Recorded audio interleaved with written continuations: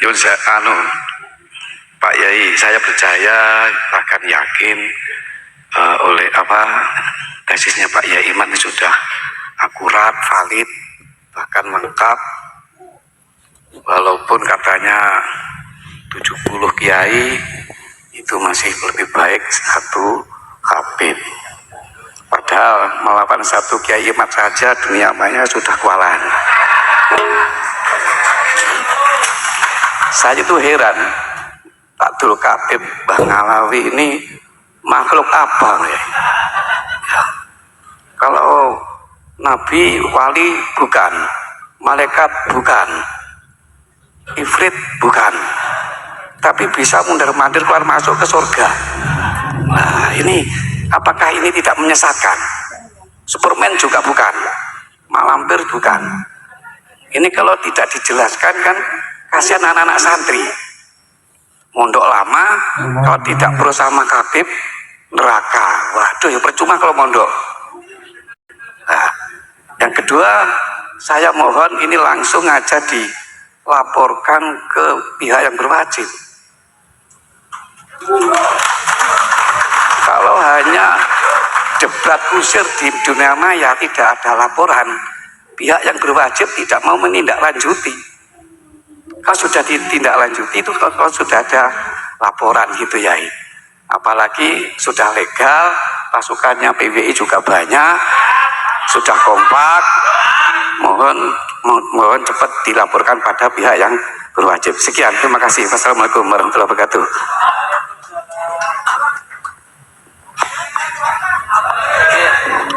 Monggo Yai mau terkait dengan siapa itu Ba'alawi gitu ya. Monggo Yai. Siapa Ba'alawi ya orang yang terverifikasi sebagai orang mulai abad ke-9 Hijriah. Itu sudah banyak kitabnya itu. Mulai abad 9 mereka menulis kitab, bukan hanya menulis kitab tentang tasawuf yang ajaran-ajaran mereka yang seperti sekarang ini, yang sering dibicarakan oleh penceramah-penceramah mereka, itu sudah ada di abad 9. Dalam kitab Al-Burqa Al-Musyiqa tentang mimpi-mimpi, doktrin-doktrin untuk mengambil otoritas Hadramaut, itu juga dengan apa yang mereka lakukan hari ini. Kemudian di abad 9 juga mereka membangun makam-makam yang diatribusikan sebagai leluhurnya itu, yang orang yang nggak ada itu. Bikin makamnya Ahmad bin Isa, bikin makamnya Ubaid, bikin makamnya Alwi, bikin makamnya Muhammad, bikin makamnya Alwi II, bikin makamnya Ali bin Qasam, bikin makamnya Sohib Mirbat. Itu di abad 9 semua. Tidak ada itu di Mirbat, misalnya 653 Hijriah itu orang dimakamkan ada di Difar, di Mirbat. Itu tidak ada di dalam kitab. Kitab yang menjelaskan tentang orang-orang yang ada di Difar itu sudah ada. Al-Kamil Fit Tarikh, Ibnu Athir sudah mencatat. Imam Al-Qala'i yang hidup semasa dengan Sohib Mirbat. Tapi Sohib Mirbat itu yang katanya guru dari Imam Qala'i tidak disebutkan, tetapi Imam Al-Qala'i disebutkan. Di dalam Al-Kamil Fit Tarikh disebutkan, di dalam kitab As-Suluk fi Tabaqatil Ulama wal Muluk disebutkan. Dia sebagai pembawa madhab Syafi'i di Mirbat itu Imam Al-Qala'i itu disebutkan. Dan tidak disebutkan dia punya guru namanya Muhammad Sohib Mirbat. Jadi apa-apa yang sudah tulis dalam mereka, dalam kitab-kitab mereka, maksudnya itu tidak terverifikasi di dalam kitab-kitab sejarah yang ada di masa tokoh-tokoh yang mereka tulis sekarang ini. Faqih Muqaddam sebagai wali besar itu tidak ada. Faqih Muqaddam itu 650 meninggal. Itu kitab yang ada di dalam negara Yaman, Hadramaut khususnya, itu banyak disebutkan tokoh-tokoh di situ, ulama, nggak ada yang bernama Faqih Muqaddam itu. Kalau Syekh Abdul Qadir Jailani, makanya kenapa dari dulu orang Jawa itu ajaran-ajaran thariqah Syekh Abdul Qadir Jailani begitu dapat diterima dan mengakar, karena memang sosoknya jelas.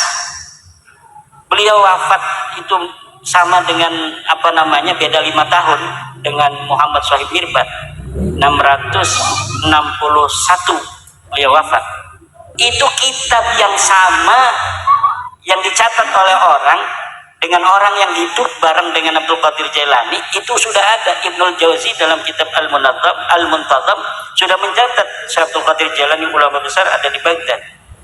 Walaupun Ibnul Jauzi wafat sampai tahun 690-an, tapi dia bersama Abdul Qadir Jailani puluhan tahun, karena Abdul Qadir Jailani umurnya sampai 90 tahun lebih. Jadi sekarang ini ada upaya pula untuk mendegradasi kepangkatan wilayah kewalian dari Abdul Qadir Jailani, bahwa Faqih Muqaddam walaupun di dunia ini pangkatnya kalah dengan Abdul Qadir Jailani, tapi di akhirat nanti Abdul Qadir Jailani jadi anak buahnya Faqih Muqaddam.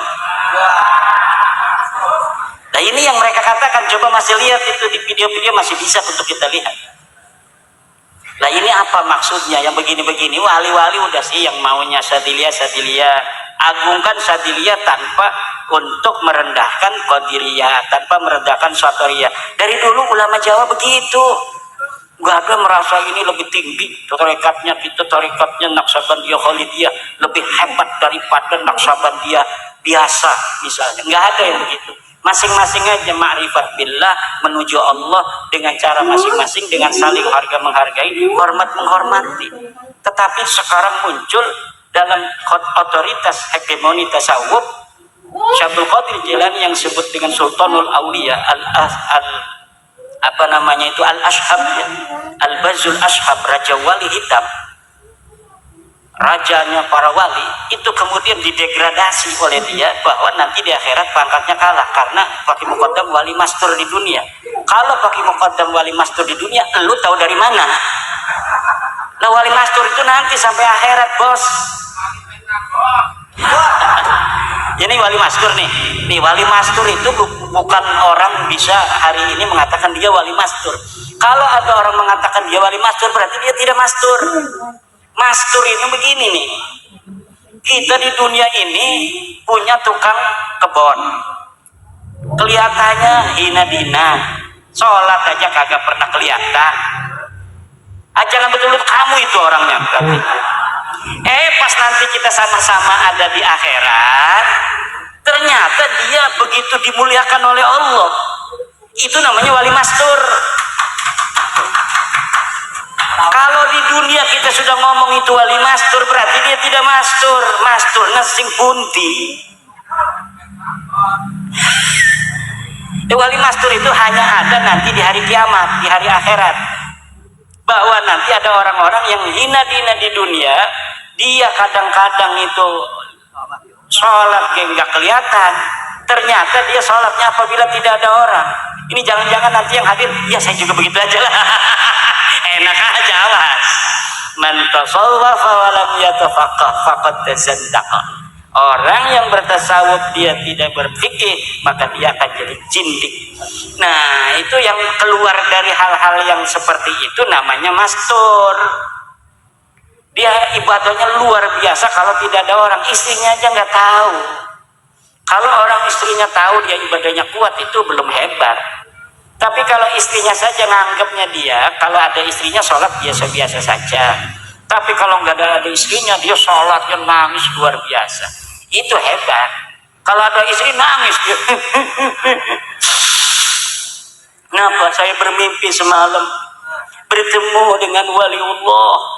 Katanya engkau akan meninggal dunia seminggu lagi, kecuali dengan satu syarat.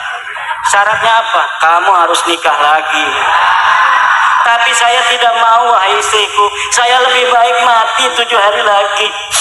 Itulah kenapa saya nangis malam hari ini. Kata istrinya, udah nang nikah lagi aja nggak apa-apa. Ini actingnya ada yang begitu tuh. Ada nggak yang begini actingnya? Saya punya temen actingnya begitu. Temen apa teman? Nah itu. Jadi bapak-bapak, ibu-ibu, sekarang ini wali-wali ini gampang diproyeksi. Jadi ada pembangunan karakter seorang wali. untuk niat-niat tertentu orang yang mengiklankannya untuk kepentingan klan, untuk kepentingan ekonomi dan lain sebagainya. Maka kalau ingin mencari wali jangan di YouTube. Saya sudah berapa YouTuber yang ngomong Kiai Imaduddin waliullah. Orang yang menentangnya pada mati. Saya ketawa-ketawa aja, orang udah ajal gitu. Katanya gara-gara menentang saya. Nah kalau saya mengikuti hati sayanya itu kepada zonnya orang-orang, itu berbahaya bagi saya. Sangat berbahaya. Nanti saya oh iya jangan nentang, mati loh. Jangan begitu. Itu kan wallahu alam bisawab, kita pun tidak tahu kenapa itu ada orang kok lagi wasiat mati, habis wasiat mati. Lagi kita nggak tahu. Tapi saya pribadi, walaupun youtuber waliullah itu, youtubernya waliullah pasti itu, karena dia tahu siapa waliullah. Kalau saya mengikuti, misalnya hatinya mempercayai, merespon, iya dong, saya ini gimana? Lah ini itu saya ini nazaltu min hadir rahman. Saya turun dari bagian Allah. Misal saya nggak tahu apa saya ada bagian di dalam sisi Allah atau tidak. Tapi kalau saya mengiyakan nazaltu minhu nazla. Na'udzubillah. Makanya kita harus hati-hati nih. Ala inna awliya Allah la khaufun alaihim wa lahum yahzanun. Ingat, kekasih-kekasih Allah, wali-walinya itu tidak punya rasa takut. Itu cirinya. Yang kedua, tidak punya rasa sedih. Takut itu tentang apa yang ada di depan. Kalau sedih tentang apa yang ada di belakang. Istrinya mati, dia masih nangis. Ya, itu jadi walinya susah. Kalau istrinya mati, sekarang besok kawin lagi, waliullah. Gitu.